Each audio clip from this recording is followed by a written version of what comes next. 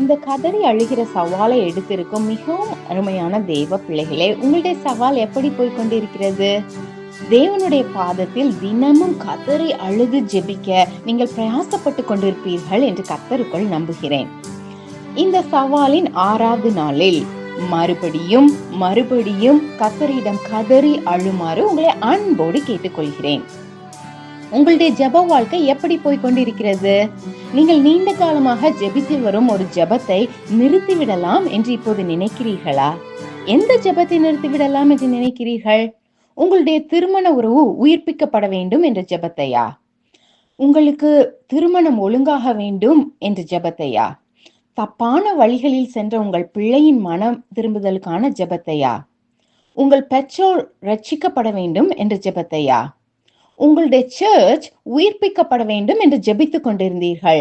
ஆனால் யாருமே உங்களுடன் கூடி ஜெபிக்க தயாராக இல்லை என்பதினால் அந்த ஜெபத்தை கைவிடலாம் என்று நினைக்கிறீர்களா? தயவு செய்து அப்படி எந்த ஒரு ஜெபத்தையும் நிறுத்திவிடாதீர்கள். மறுபடியும் அந்த ஜெபத்தை ஜெபிக்க உங்களை அன்போடு அழைக்கிறேன்.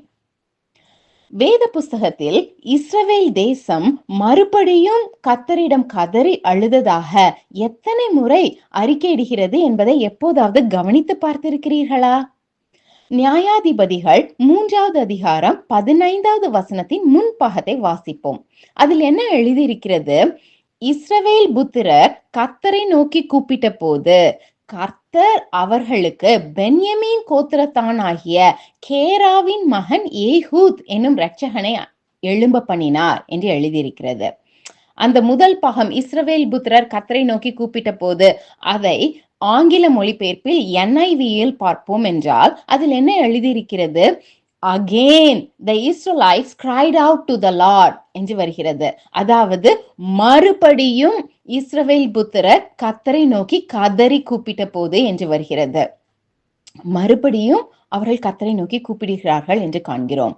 இப்படி அவர்கள் மறுபடியும் மறுபடியும் தேவனை நோக்கி கதறி அழுகிறதற்கான காரணம் என்னவென்றால், நம்மை போல் அவர்களும் தேவனுடைய வழியை விட்டு விலகி அலைந்து திரிவதை தெரிந்தெடுத்தவர்கள், தப்பான வழியில் போகும் பிள்ளைகள். பாவத்தினாலேயோ ஞானமில்லாத காரணத்தினாலேயோ கஷ்டமான சூழ்நிலையில் சிக்கி தவிக்கும் உங்களையோ அல்லது உங்களுக்கு அருமையான ஒருவரையோ விடுவிப்பதற்காக தேவனிடம் கதறி கூப்பிடுவீர்கள் என்றால் நியாயாதிபதிகள் 3வது அதிகாரத்தை கண்டிப்பாக வாசியுங்கள். அதில் தேவனுடைய ஜனங்கள் தவறான வழிகளில் நடந்து கொண்டாலும் அவர்களுக்கு பதில் அளிப்பதை வாசிப்பீர்கள். அவர்கள் மறுபடியும் அவரிடம் கதறி அழுத போது மறுபடியும் அவர் என்ன செய்கிறார்? பதில் அளிக்கிறார். நாம் அதை எப்போதும் மறந்துவிடக் கூடாது. ஆனால் நியாயாதிபதிகள் 3வது அதிகாரம் நாம் மறுபடியும் மறுபடியும் கதறி அழுகிறதற்கு தேவன் அனுமதிக்கும் மற்றொரு காரணத்தை வெளிப்படுத்துகிறது. அந்த அதிகாரம் இஸ்ரவேல் ஜனங்களின் அனைத்து எதிரிகளின் ஒரு நீண்ட பட்டியலுடன் தொடங்குகிறது. நாம் கதறி அழுகிறதற்கு அது ஒரு முக்கியமான காரணம் அல்லவா? அந்த அதிகாரத்தில் 2வது வசனத்தை பார்ப்போம். அதில் என்ன எழுதியிருக்கிறது?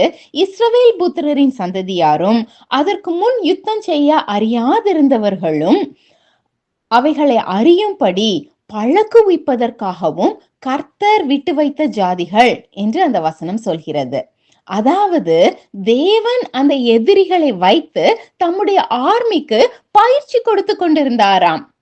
நம்முடைய வாழ்க்கையிலும் தேவன் நம்முடைய பிரச்சனைகளை வைத்து நமக்கு இப்போது பயிற்சி கொடுத்து கொண்டிருக்கிறார். அதை நாம் மறந்துவிட வேண்டாம்.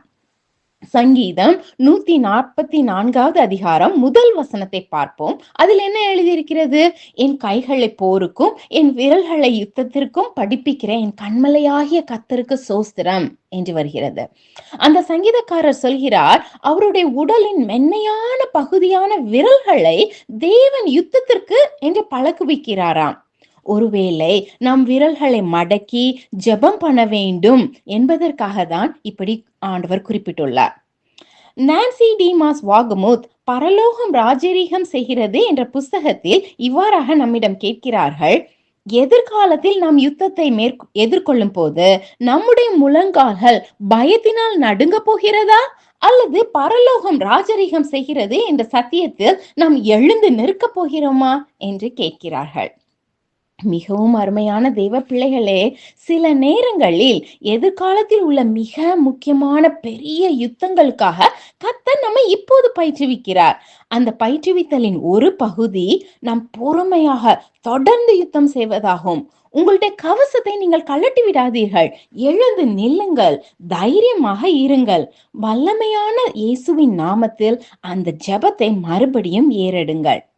டானா கிரஷ் என்ற பெண்மணி இவ்வாறாக சொல்கிறார்கள். 2019 ஆண்டில் அவர்கள் யோசித்தே பார்த்திருக்க முடியாத யுத்தத்திற்கான ஒரு பயிற்சியில் கர்த்தர் அவர்களை அழைத்து சென்றாராம்.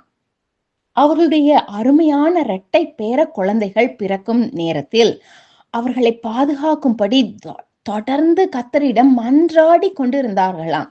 ஏனென்றால் 2 ஆரோக்கியமான குழந்தைகளை வீட்டிற்கு கொண்டு வருவதற்கு 50% மட்டுமே வாய்ப்பு இருப்பதாக மருத்துவர்கள் கூறிவிட்டார்களாம். அந்த குழந்தைகளின் தொப்புள் கொடி அழுத்தப்பட்டு இருந்ததால் அவர்களுடைய பிறக்காத நுரையீரல் போதுமான அளவு வலிமையான கருதப்பட்ட தருணத்தில் மருத்துவர்கள் அவர்களை சீக்கிரமாக உலகிற்கு கொண்டு வர விரைந்தனராம். அதன் பின் அவர்களுக்கு அந்த 2 ஆரோக்கியமான பேர குழந்தைகள் பிறந்து விட்டார்களாம். ஆடி என்று மற்றும் ஜோவி என்று பெயரிட்டார்களாம். அவளுடைய சந்தோஷத்திற்கு அளவே இல்லையாம். அதை அந்த மருத்துவமனையிலேயே கொண்டாடினார்களாம். ஆனால் ஒரு நாள் கழித்து அந்த குழந்தைகளின் எல்லா பரிசோதனைகளும் நார்மலாக இருக்கிறது என்று அவர்கள் நினைத்த போது ஆடியின் நுரையீரல் ஒழுங்காக வேலை செய்யவில்லையாம். அவர்கள் மறுபடியும் கர்த்தரை நோக்கி கதறி அழ வேண்டியதா இருந்ததாம். பல வாரங்களுக்கு பின்பு 2 குழந்தைகளும் வீட்டிற்கு வந்தபோது ஆடி குணமடைந்து வீட்டிற்கு வந்தது எல்லா மருத்துவர்களுக்கும் ஆச்சரியமாக இருந்ததாம். அவர்கள் சொல்கிறார்கள், ஒவ்வொரு தடவை அவர்கள் அந்த குழந்தைகளை கைகளில் ஏந்து போதும் இயேசுவானவரே உமக்கு நன்றி என்று மெதுவாக சொல்வார்களாம். கர்த்தரை நோக்கி கதறி அழுவதில் அவர்கள் சோர்ந்து போகவில்லை என்பதற்காக அவர் தேவனுக்கு நன்றி சொல்கிறார்களாம். இப்போதும் ஒரு சின்ன ஜெபம் செய்வோம்.